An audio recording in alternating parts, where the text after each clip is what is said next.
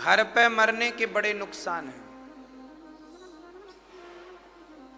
घर पे ना मरिएगा, घर पे मरेंगे तो घर वाले मरने नहीं देंगे, बार बार हिलाएंगे, हमें पहचानो हमें पहचानो। जो आएगा वही हिला के चला जाएगा और तुम्हें हिलाएगा, कहेगा पहचानो, आपने पहचान लिया तो जाके खाना शुरू कर देगा। वो तो गए, आप तुम पहचानते रहो। और मर गए तो घंटे दो घंटे रोएगा, बाद में खिचड़ी खा के चला जाएगा।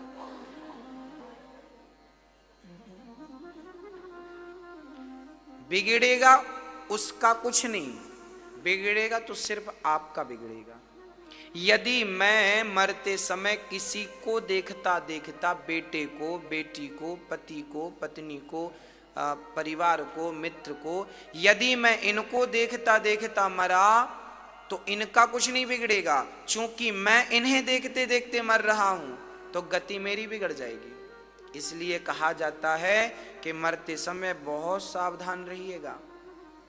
तुलसी की माला हाथ में हो, राम नाम मुख में हो, चिंतन भगवान का हो, सामने राम का चित्र हो। इसलिए हम कहते हैं कि अपने घर में राम का, कृष्ण का बड़ा बड़ा चित्र लगाइए, ताकि किसी भी प्रकार से उनका दर्शन होता रहे। अपने घर में, अपने हॉल में जहाँ बैठ के भोजन करते हो, जहाँ भोजन करते हो, सामने की दीवार में कृष्ण का बढ़िया सा चित्र लगाओ, राम दरबार लगाओ, ताकि भोजन करते समय ना चाह कर भी तुम्हें दर्शन होता रहे। जहां बैठते हो वहां भी लगाओ, ताकि ना चाह करके भी तुम्हें दर्शन होता रहे, कोई आए तो दर्शन हो। और जब मरो तो बिल्कुल शांत चित्त से, जब तक कोई मर ना जाए तब तक रोना नहीं चाहिए। रिश्तेदारों को, ये तो समझदारी है, बहू बेटे को ये ख्याल रखना चाहिए कि जब तक पिताजी अभी जिंदा हैं, दादाजी अभी जिंदा हैं, तो रो क्यों रहे हो भाई? आप तो रो रहे हो, और मरने वाले का मन यदि आप में लग गया, उसकी तो दुर्दशा हो जाएगी। फिर 84 का चक्कर, जन्म मृत्यु जन्म मृत्यु जन्म मृत्यु, पुनरपि जननम पुनरपि मरणम पुनरपि जननी जठरे शयनम। हाँ, इसलिए प्रार्थना करता हूं कि मरते समय इतना तो करना स्वामी,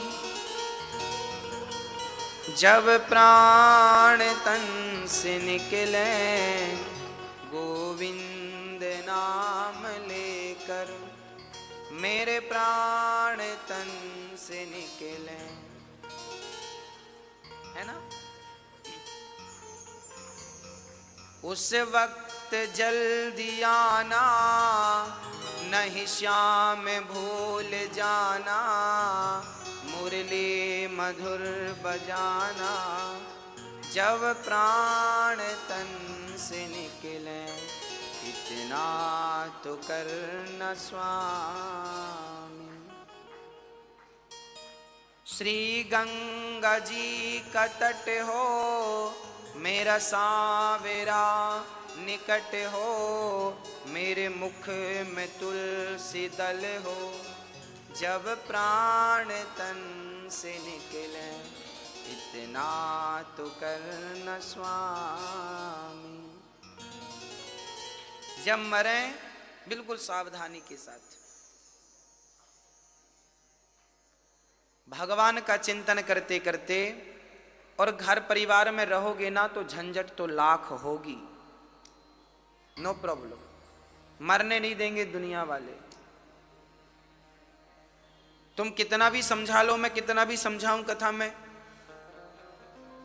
ये हमारी माताएं किस प्रकार का रोती हैं सबको पता है। अजीब व गरीब तरीके से कौन रोता है? आपके रोने से ना हंसी आती है, जब किसी के मरने में आप लोग रोती हो ना, रोने का ढंग जब देखते हैं हंसी आती है। ये कैसा रोना है भाई?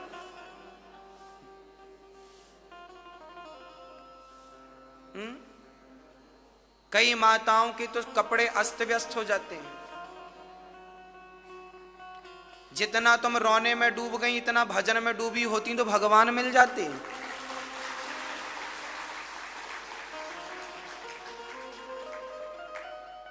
ठीक है, रो लो, थोड़ा बहुत रो, ठीक है, अल्टी पल्टी मारने की क्या जरूरत है। हाँ, गुलाटी मारती रहती हैं माताएं।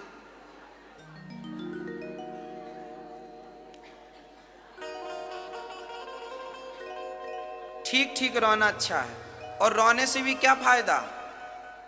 रोने से मरने वाला जिंदा हो जाए तो रोने से कोई फायदा है। आप लोग वैसे तो बिना फायदे के कोई काम नहीं करते, और रोते बिना फायदे के को क्या फायदा बताओ। जिंदा हो जाएगा वो, और आंसू बहा रहे हो। ये आंसू सब भगवान के लिए बहते तो हमें ठीक लगता। मीराबाई भी रोती थी, दुनिया वालों के लिए नहीं, भगवान के लिए रोती थी। कोई मरता है दुख लगता है, ठीक है, और मरने में भी दुख तब लगता है तब कोई समय के पहले मर जाए, कोई जवान मर जाए तो दुख की बात है। अब कोई 100 साल का बुढ़ा मरे तो इसमें रोने की क्या बात है भाई साहब। क्यों रोने की बात, जब तक जिंदा था भगवान उठा लो, अब मर गए तो रोने लगे। दोनों तरफ क्यों। मरना दुख नहीं है, मृत्यु एक उत्सव है। आप लोग समझते नहीं हैं, जो जिंदगी जीने में मजा है ना, यदि कर्म अच्छे करके मरोगे तो इससे ज्यादा मरने में मजा आएगा। मरना भी एक उत्सव है, मृत्यु एक उत्सव है। उत्सव की तरह होना चाहिए, ठाट वाट से।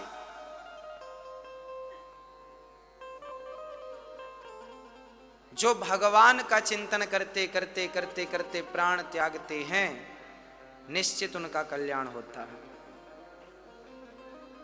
थोड़ा कम रोइए। जब कोई मरे तो गाय का गोबर से लीप के आंगन को उन्हें लिटाओ, हाथ में माला दो, सामने चित्र रखो, और रोने की जगह कीर्तन करो, सीताराम सीताराम सीताराम सीताराम। जब मर जाए, राम का नाम उसके कानों में। कई बार ना मरने वाला आदमी बोल नहीं पाता, क्योंकि बंद हो जाता है मुंह। मरते समय ना बहुत शरीर में दर्द होता है, श्वास लेना भी कठिन हो जाता है। मरने वाले आदमी से पूछो कि उस वो 2-3 मिनट जो प्राण निकलने के टाइम होता ना, 2-3 मिनट, वो जो 3 मिनट का जो दर्द है ना, वो 3 जन्म के बराबर लगता है। वो 3 मिनट दुख के।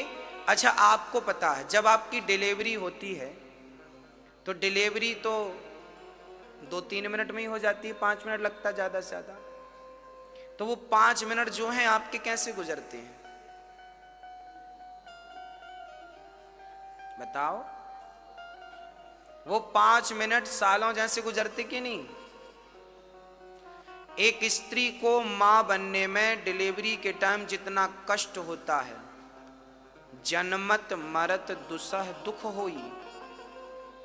जितना दर्द मां को होता है ना डिलीवरी के टाइम, उस जितना दर्द मां को होता है, मां से कई गुना ज्यादा दर्द उस बच्चे को होता है जो बच्चा मां के गर्भ से बाहर आता है। अर्थात मुझे भी हुआ था, आपको भी हुआ था। और जितना दर्द जन्म के टाइम होता है, उससे कई गुना ज्यादा दर्द पीड़ा मृत्यु के टाइम हर व्यक्ति को होती है। हर प्राणी को जन्मत मरत दुसह दुख होई। आदमी चिल्लाता है, चीखता है। मरने वाला आदमी, कई बार मरते हुए आदमी ना चीखते हैं, चिल्लाते हैं, क्योंकि उन्हें यमराज यमदूत के प्रत्यक्ष दर्शन होने लगते हैं। फिर संसार में अंधकार छा जाता उनकी आंखों में। वो चिल्लाते हैं, चीखते हैं। कई बार ना मरने वाले के सामने आप बैठना, वो चीखता है, चिल्लाता है, डरता है, भागता है। सब दिखने लगा, उसकी पिक्चर चालू हो गई, जो जो किया है सब सामने आने लगा। अभी यमराज गले में रस्सी डाल के यमदूत ले जाएंगे घसीटते हुए। यहां से 99,000 योजन की दूरी पे यम नगरी है, यमपुरी कहाँ है? यहाँ से 99,000 योजन की दूरी पर दक्षिण दिशा में यमपुरी है। वहां हमें घसीट कर ले जाते हैं। ले जाओ, चलो, तुम्हारे कर्मों का फल वहां मिलेगा, जो जो तुमने किया है। आप ये दुनिया में मस्त ना हो जाएं। ये दुनिया से भी अलग एक दुनिया और है। यहां तो अच्छा, एक होता है आपका घर, एक होता है आपका ऑफिस, कार्य क्षेत्र। कार्य क्षेत्र अलग होता है, फैक्ट्री अलग होती है, और घर अलग होता है। घर का वातावरण अलग होता है, फैक्ट्री का वातावरण अलग होता है। फैक्ट्री में कमाओ पैसे और उसका मजा घर पे लो। ऐसे ही ये संसार कर्म क्षेत्र है। यहां कर्म करो, करो करो, अच्छा बुरा, अच्छा जो तुम कर रहे हो सब करो, अच्छा करो या बुरा करो। पानी भी भरा है तुम्हारे सामने, दूध भी भरा है तुम्हारे सामने गिलास में, और शराब भी भरी है तुम्हारे सामने गिलास में। एक गिलास में शराब भरी है, एक गिलास में दूध भरा है। क्या पीना है क्या नहीं पीना वो आपका निर्णय। पी लो जो पीना है तुम्हें, सब कुछ यहाँ मिलेगा। यहाँ तुम झूठ भी बोल सकते हो और सच भी बोल सकते हो। यहाँ तुम गला दबा के मार भी सकते हो और किसी की जान बचा भी सकते हो। यहाँ अच्छाई बुराई सब कुछ है। अब क्या करना है सब कर लो, कर लो। इसका फल फिर तुम्हें मिलेगा धीरे से। अभी तुम करते जाओ, करते जाओ, करते जाओ, करते जाओ, नॉन स्टॉप करते जाओ, सब करो, फल मिलेगा। फिर जब वो मिलेगा तो फिर इसका हिसाब पूरा पूरा हो जाएगा। तो ये तुम्हारी कर्म भूमि है। ये क्या है?